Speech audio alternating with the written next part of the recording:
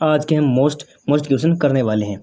हमारा पहला क्वेश्चन है वो है हुंडेश्वर महादेव का मंदिर किस जिले में स्थित है। मैं आपको बता दूं कि हुंडेश्वर महादेव है ये किस जिले में स्थित है। तो ये पाली में नहीं है, फलोदिम भी नहीं है, अजमेर में नहीं है, ये हमारा बूंदी में है। हुंडेश्वर महादेव बूंदी में है। हमारा हुंडेश्वर महादेव होगा जो बूंदी में होगा। चलो हम अगले क्वेश्चन की ओर चलते हैं। कोडामार होली किस जिले की प्रसिद्ध है। कोडामार होली किस जिले की प्रसिद्ध है। तो ये पहले आती थी अजमेर की, ये पहले आती थी अजमेर की, और अजमेर से वर्तमान में एक ज़िला अलग हो गया है, वो है ब्यावर। तो वो वर्तमान में अलग हुआ वो ब्यावर। तो ये कोडामार होली ब्यावर जिले की है। कोडामार होली ब्यावर जिले में खेली जाती हैं। और ये केकड़ी है जो कि वर्तमान में ये भी अजमेर से अलग हुआ था। दूदू ये जयपुर से अलग हुआ, और ये अजमेर तो वर्तमान में अजमेर में है। तो पहले ये अजमेर में खेली जाती थी और वर्तमान में ये ब्यावर में। तो हमारा उत्तर होगा ब्यावर, न कि अजमेर होगा। चलो अगले क्वेश्चन की ओर चलते हैं।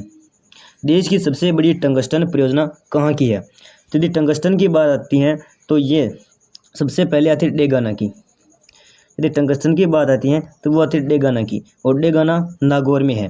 तो देश की सबसे बड़ी टंगस्टन परियोजना कहाँ है, तो वो होगी नागौर। और नागौर नहीं है तो यहाँ पर होगा डेगाना। हमारा उत्तर यहाँ पर हो जाएगा डेगाना। यहाँ पर सी सही है। चलो हम अगले क्वेश्चन की ओर चलते हैं। चार वेद जो राजस्थान की प्रचलित लोक गायन शैली है कहाँ की प्रसिद्ध है। यहाँ पर हमें लोक गायन शैली पूछी गई है कि चार वेद लोक गायन शैली कहाँ की प्रसिद्ध है। चार वेद है जो कि खेतल तिजरा का रसखान किसे कहा जाता है, आप ये कमेंट में बताना। जो कि राजस्थान में चार वेद लोक शैली है वो टोंक की है। चार वेद लोक शैली है टोंक की। हमारा यहाँ पर आंसर होगा डी, यानी कि टोंक। चलो हम अगले क्वेश्चन की ओर चलते हैं। बूंदी की किस कवि की ख्याति उसके ग्रंथ वंश भास्कर के लिए है। वंश भास्कर, यहाँ पर ग्रंथ है वंश भास्कर, और इसी ग्रंथ को लिखने वाला लिखा था वीर सतसई।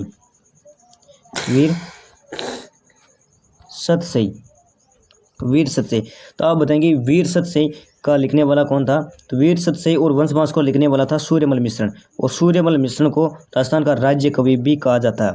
राजस्थान का राज्य कवि पूछा जाए तो भी सूर्यमल मिश्रण ही उत्तर होगा, यानी कि राजस्थान का राज्य कवि सूर्यमल मिश्रण को कहा जाता है, और वंश भास्कर और वीर सतसई के रचयिता भी सूर्यमल मिश्रण को कहा जाता है। चलो हम अगले क्वेश्चन की ओर चलते हैं। किशोर सागर झील तालाब स्थित है। तालाबों की नगरी किसे कहा जाता। यदि हमें क्वेश्चन आए कि तालाबों की नगरी किसे कहा जाता, तो तालाबों की नगरी कहा जाता भीलवाड़ा को, यानी कि अधिक तालाब भीलवाड़ा में है, और सर्वाधिक सिंचाई तालाबों से होती है वो भी होती है भीलवाड़ा में। तो तालाबों की नगरी या अधिक सिंचाई पहुंच जाए तो होगा आंसर भीलवाड़ा। और यहाँ पर पूछा गया किशोर सागर झील तालाब कहाँ स्थित है। किशोर सागर झील तालाब कहाँ स्थित है, तो वो हो गई बूंदी में नहीं है, राजसमंद में नहीं है, धौलपुर में नहीं है, और ये हमारा होगा कोटा। आंसर होगा यहाँ पर कोटा। और यदि झरनों की पूछी जाए कि झरनों से सिंचाई अधिक कहाँ पर होती है, यदि झरनों से, तो झरनों से होती है बांसवाड़ा में, और यदि नलकूपों से पूछी जाए, यदि आपसे पूछा जाए कि नलकूपों से होती है, वो होती है जयपुर में। अधिक नलकूप है जयपुर में, सर्वाधिक नलकूप है जयपुर में, सर्वाधिक तालाब है वो भीलवाड़ा में। चलो अगले क्वेश्चन की ओर हम चलते हैं। लोक देवता जम्बोजी का जन्म स्थान पिपासर किस जिले में स्थित है। आपसे पूछा गया जम्बोजी का जन्म स्थान पिपासर किस जिले में स्थित है। तो पिपासर जालौर में नहीं है, केकड़ी में नहीं है, पाली में नहीं, वो नागौर में। और मैं आपको बता दूं कि नागौर में पर्वतसर में तेजाजी का मंदिर है, और तेजाजी का पवित्र मंदिर है बांसी बूंदी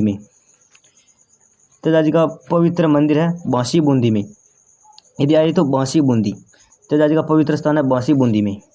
चलो अगले क्वेश्चन की ओर चलते हैं। परवैया और सुरागांठ दर्रे किस जिले में स्थित है। यदि दर्रे की बात आती है तो दर्रा हमारे राजस्थान में बनाने का एक ही कारण है, वो है अरावली पर्वतमाला है जो कि राजस्थान में फैली हुई है। ये अरावली पर्वतमाला दक्षिण पश्चिम से उत्तर पूर्व की ओर इसकी विस्तार में फैली हुई है। यदि आपसे इसकी स्थिति पहुंच जाए तो वह पहले आता दक्षिण पश्चिम से उत्तर, उत्तर पूर्व, इसकी आएगी उत्तर पूर्व। और यदि इसकी पूछी जाए अरावली पर्वतमाला की कुल लंबाई यानी कि राजस्थान में कितनी प्रतिशत पर फैली है, तो यानी 80% भूभाग पर फैली हुई है और 20% भूभाग पर यह बाहर फैली हुई है। यानी कि कुल इसकी लंबाई है 692 किलोमीटर, जिसमें से ये 550 किलोमीटर राजस्थान में फैली हुई है। और यदि इसकी बात की जाए कि यह कहाँ से प्रारंभ होती है, तो ये अरावली पर्वतमाला कहाँ से प्रारंभ होती है, तो यह होती है गुजरात से, यह होती है गुजरात से और यह जाती है दिल्ली तक, यह जाती है दिल्ली की रायसीन पहाड़ी तक, जहाँ पर हमारा राष्ट्रीय भवन बना हुआ है। और यदि इसके बारे में और पूछा जाए तो अरावली का पिता कहा जाता अरब सागर को, कहा जाता अरब सागर को, अरावली का पिता कहा जाता अरब सागर को, यानी कि अरावली का पिता अरब सागर है। और इसकी सर्वाधिक ऊंचाई है वो सिरोही में, अरावली की सर्वाधिक ऊंचाई है वो है सिरोही में। और सबसे कम संकीर्ण रूप में फैली हुई अरावली वो है अजमेर में, संकीर्ण रूप में फैली हुई अजमेर में है। और सर्वाधिक ऊंचाई है इसकी सिरोही में, सिरोही में गुरु शिखर है जिसकी 1727 या 1722 या फिर आती है 1722 भी आती है, 1722 या 1727 आती हैं। और यदि अरावली के बारे में और है तो इसकी कुल लंबाई होगी 692 किलोमीटर, जिसमें से ये 550 किलोमीटर राजस्थान में है। और इसकी उत्पत्ति होती है खेड़ बर्मा गुजरात से और ये दिल्ली की रायसीन पहाड़ी तक जाती है। चलो अगला क्वेश्चन करते हैं। संतूर माता सिंचाई परियोजना किस जिले में स्थित है? यदि आपसे पूछा गया संतूर माता सिंचाई परियोजना किस जिले में स्थित है, यानी कि सिंचाई परियोजना के बारे में पूछा गया, तो संतूर माता है अलवर में नहीं है, भरतपुर में नहीं है, डूंगरपुर में नहीं, हमारी बूंदी में है। संतूर माता बूंदी में है। और बूंदी में एक और बांध है, मैं आपको बता दूं, गुड्डा बांध, गुड्डा बांध। और ये गुड्डा बांध है मेज नदी में, मेज नदी में। और ये मेज नदी चंबल की सहायक नदी है, यह चंबल की सहायक नदी है, चंबल की प्रमुख सहायक नदी के रूप में भी इसे माना जाता है। यह सीधी चंबल में जाकर गिरती है। चलो अगला क्वेश्चन करते हैं। राजस्थान की सबसे छोटी रियासत व सबसे बड़ी रियासत के युग्म का चयन कीजिए। तो सबसे बड़ी जयपुर नहीं हो सकती है, मेवाड़ नहीं हो सकती, शाहपुरा नहीं हो सकती है, मेवाड़ नहीं हो सकती है, तो सबसे बड़ी होगी मारवाड़। ये यहाँ से सही है कि मारवाड़ होगी, परंतु सबसे छोटी यहाँ पर मेवाड़ नहीं है, सबसे छोटी शाहपुरा, सबसे बड़ी मारवाड़ है, सबसे छोटी शाहपुरा, सबसे बड़ी मारवाड़ है। और सबसे नवीनतम रियासत थी वो थी झालावाड़, वो है झालावाड़, यानी कि अंग्रेजों द्वारा एकमात्र निर्मित रियासत है वो है झालावाड़, अंग्रेजों द्वारा निर्मित मात्र एक रियासत थी झालावाड़। अगले क्वेश्चन की ओर चलते हैं। भंवाल माता का मंदिर किस जिले में स्थित है? भंवाल माता का मंदिर किस जिले में स्थित है? भंवाल माता का मंदिर है वो मारवाड़ में, भंवाल माता का मंदिर है वो है मारवाड़ में। और मारवाड़ में है नागौर में, मारवाड़ में आता है वो नागौर में। चलो हम अगले क्वेश्चन की ओर चलते हैं। उत्तर भारत का प्रथम सर्प उद्यान स्थित है। उत्तर भारत का प्रथम सर्प उद्यान स्थित है। सर्प होंगे वहीं अधिक होंगे जहाँ पर पानी की व्यवस्था अधिक होगी, यानी कि पानी के क्षेत्र में अधिक सर्प पाए जाते हैं, जो कि परवा नदी किनारे इनका एक उद्यान है सांपों के लिए, परवा नदी किनारे, और वह कोटा में चंबल के किनारे। चंबल है और चंबल की एक सहायक नदी है परवन, चंबल की सहायक नदी है परवन। इसी कारण से परवन नदी किनारे ये फैला हुआ है और चंबल के किनारे फैला। और राष्ट्रीय यदि चंबल में जीव पाया जाता है वो पाया जाता है गंगे सोंस, यहाँ पर पाया जाता है गोंगे सोंस, ये मछली का नाम गोंगे सोंस है। और यहाँ पर चंबल घड़ियाल अभ्यारण्य फैला हुआ जो कि 3 राज्यों में है, पहला यूपी, फिर आता राजस्थान और फिर आता एमपी, यानी कि यूपी, राजस्थान और एमपी 3 राज्यों में फैला हुआ ये अभ्यारण्य है। तो सब उत्तरी भारत का सर्प उद्यान है वो है कोटा में। और यदि जल सुरंग बस्ती का तो वो जयसमंद झील को जल सुरंग बस्ती के नाम से जाना जाता है। जयपुर में वो अशोक मर्ग वन है, जयपुर ग्रामीण में अशोक मर्ग वन है, जयपुर ग्रामीण में अशोक मर्ग वन है। आगे क्वेश्चन की ओर बढ़ते हैं। पशुओं में संबंधित से सही है, इन ऑप्शनों में दिए गए में कौन सा सही है आपसे पूछा गया। तो वीर तेजाजी पशु मेला पाद शुक्ल दशमी को ही लगता है, ये सही है। बाबा रामदेव पशु मेला माघ शुक्ल प्रतिपदा से पूर्ण तक, ये भी बिल्कुल सही है। बलदेव पशु मेला ये भी सही है। इसमें डी आंसर होगा, यानी कि उपयुक्त सभी सही। अगले क्वेश्चन की ओर चलते हैं। राजस्थान के प्रसिद्ध क्रांतिकारी केसरी सिंह बारेट का संबंध किस जिले से है? केसरी सिंह बारेट जो कि एक बहुत बड़ी, केसरी सिंह बारेट बहुत बड़े क्रांतिकारी हुए थे और इन्होंने एक ये लिखा था चेतावनी राचौंगचा। इसने लिखा था चेतावनी राचौंगचा। चेतावनी राचौंगचा किसके द्वारा लिखा गया था? वो था केसरी सिंह बारेट का। और केसरी सिंह बारेट पहले थे संबंध रखते थे, वो रखते थे भीलवाड़ा से, भीलवाड़ा जिले से, और वर्तमान में यह साफरा जिले में, क्योंकि साफरा जिला भीलवाड़ा जिला से अलग हो गया। तो केसरी सिंह बारेट वर्तमान में साफरा से हैं, पहले भीलवाड़ा से थे। चलो अगले क्वेश्चन की ओर चलते हैं। बावड़ियों का शहर किस जिले को कहा जाता? बावड़ियों का शहर किस जिले को कहा जाता? और दूसरा क्वेश्चन यहीं पर बनता है कि रानी जी की बावड़ी कहाँ है? रानी जी की बावड़ी कहाँ पर है? रानी जी की बावड़ी कहाँ पर, यह पूछा जाए, या बावड़ियों का शहर किस जिले को कहा जाता है, यह पूछा जाए, तो उत्तर एक ही होगा, वो होगा बूंदी। यानी कि बावड़ियों का शहर बूंदी को कहा जाता है। बावड़ियों का सर्वाधिक बावड़ियाँ यहीं पर थी। और रानी जी की बावड़ियों का सिर मोर भी कहा जाता। यदि क्वेश्चन आए बावड़ियों का सिर मोर, तो वह रानी जी की बावड़ी, बावड़ी का सिर मोर रानी जी की बावड़ी को कहा जाता। टोंक रियासत की स्थापना किसने की? ज़्यादा टाइम नहीं लेते। टोंक रियासत की स्थापना की थी, वो की थी अमीर खान ने। टोंक रियासत की स्थापना की थी अमीर खान ने। टोंक रियासत की स्थापना की थी अमीर खान ने।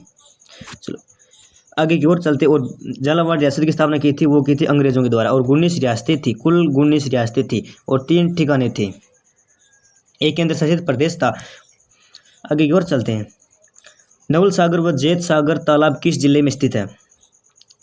फिर से आपसे तालाबों से संबंधित पूछा गया, परंतु ये नवल सागर और जैत सागर भीलवाड़ा में नहीं है, क्योंकि भीलवाड़ा को तालाबों की नगरी के नाम से जाना जाता, परंतु इसमें नवल सागर और जैत सागर नहीं है। नवल सागर और जैत सागर है वह बूंदी में। नवल सागर और जैत सागर है बूंदी में। चलो आगे की ओर चलते हैं। चार चौमा का शिव मंदिर किस जिले में स्थित है? आपसे पूछा गया चार चौमा का शिव मंदिर किस जिले में स्थित है? तो चार चौमा का शिव मंदिर है पाली में नहीं है, बूंदी में नहीं है, दौसा में नहीं है। चार चौमा का शिव मंदिर है वह कोटा में। और यदि गणेश जी का पूछा जाए कि त्रिनेत्र गणेश जी हैं, तो वो सवाई माधोपुर में। त्रिनेत्र गणेश जी हैं सवाई माधोपुर में। त्रिनेत्र गणेश जी हैं सवाई माधोपुर में। चलो आगे की ओर चलते हैं। राजस्थान में हुड़ा सम्मेलन का आयोजन कब व किस स्थान पर किया गया था? राजस्थान में हुड़ा सम्मेलन का आयोजन कब व किस स्थान में किया गया था? तो राजस्थान में हुड़ा सम्मेलन हुआ क्यों आखिरकार? हुड़ा सम्मेलन हुआ था मराठों के बढ़ते प्रभाव को रोकने के लिए, जिसमें सभी राजपूत रियासतें मिलकर मराठों का सामना करेंगे। तो ये हुआ था हमारे साफरा में हुड़ा सम्मेलन हुआ था। यह हुआ था साफरा में 1734 को हुआ था। यह हुआ था 1734 को हुड़ा सम्मेलन साफरा में आयोजित किया गया था। चलो आगे का क्वेश्चन की ओर बढ़ते हैं। 16 कंबू की कलनात्मक छतरी कहाँ पर है? 16 कंबू की कलनात्मक छतरी कहाँ पर है? तो 16 कंबू की कलनात्मक छतरी है वो है नागौर में। 16 कंबू की कलनात्मक छतरी है नागौर में। और यदि आपसे पूछा जाए कि एक कंबू की छतरी कहाँ है, तो यह सवाई माधोपुर में। यह सवाई माधोपुर में। और कुत्ते की छतरी भी सवाई माधोपुर में है। कुत्ते की छतरी सवाई माधोपुर में है। और अधूरी छतरी है कर्मावती की है। अधूरी छतरी कर्मावती की, यह भी सवाई माधोपुर में है। और यदि आपसे पूछा जाए कि 84 कंबू की छतरी कहाँ पर है? 84 कंबू की छतरी है तो वह बूंदी में। और यदि 80 कंबू की छतरी है तो वह अलवर में, उसी महारानी की छतरी। 80 कंबू की छतरी है अलवर में। और यदि आपसे पूछा जाए कि बंजारों की छतरी कहाँ, तो वह लालसोट दौसा में। लालसोट दौसा में बंजारों की छतरी है वह लालसोट दौसा में।